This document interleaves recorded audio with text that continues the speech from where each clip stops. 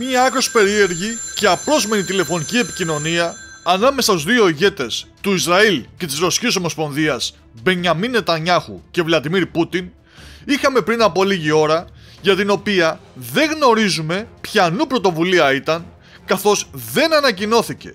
Ενώ όσον αφορά για το τι υπόθηκε ανάμεσα στους δύο άνδρες, ελληνικά μέσα ενημέρωσης που αντλούν πληροφορίες από το Διεθνές Πρακτορείο Ειδήσεων Reuters κάνουν λόγο για δυσαρέσκεια που εξέφρασε ο Ισραηλινός πρόεδρος στον ομόλογό του σχετικά με τη στάση της Ρωσίας στο Συμβούλιο Ασφαλείας των ΗΠΑ όσον αφορά την κατάσταση στη Γάζα, επισημαίνοντας μάλιστα τις αντι-Ισραηλινές θέσεις που παίρνουν αντιπρόσωποι εκεί της Μόσχας. Επίσης γράφουν ότι η Ισραηλινή ανακοίνωση αναφέρει πως ο Νετανιάχου γκρίνιαξε στον Πούτιν και για την επικίνδυνη συνεργασία της Ρωσίας με το Ιράν. Από την πλευρά του πάντως στο Κρεμλίνο, στην ανακοίνωση που εξέδωσε πριν από λίγα λεπτά, δεν αναφέρει τίποτα από όλα αυτά, παρά λέει ότι η συζήτηση επικεντρώθηκε στην κρίσιμη κατάσταση στη ζώνη σύγκρουσης Παλαιστίνης-Ισραήλ και ειδικότερα στην καταστροφική ανθρωπιστική κατάσταση στη λωρίδα της Γάζας.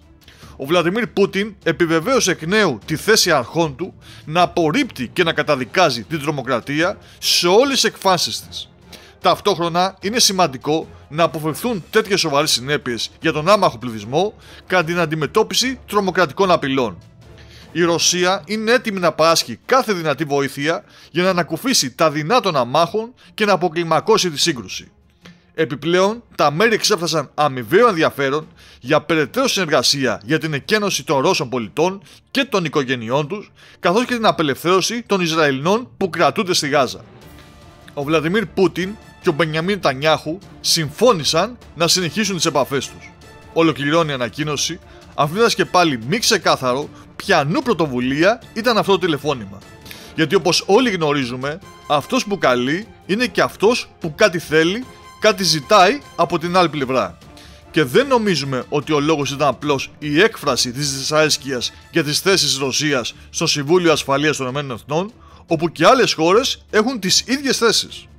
Πιστεύουμε λοιπόν ότι ο Νετανιάχου κάτι ζήτησε από τον Πούτιν, που πρώτον σημαίνει ότι το Ισραήλ έχει ανάγκη τη Ρωσία και δεύτερον ότι η Ρωσία, όπως λέει η Δύση, δεν είναι καθόλου μα καθόλου απομονωμένη όπως θέλει να την εμφανίζει και παίζει κέριο ρόλο στην παγκόσμια γεωπολιτική σκακέρα, όπου βλέπουμε τις εξελίξεις να τρέχουν με αφάνταστη ταχύτητα και τη Ρωσία και να παρακολουθεί αλλά και να επεμβαίνει όπου και όπως αυτή νομίζει.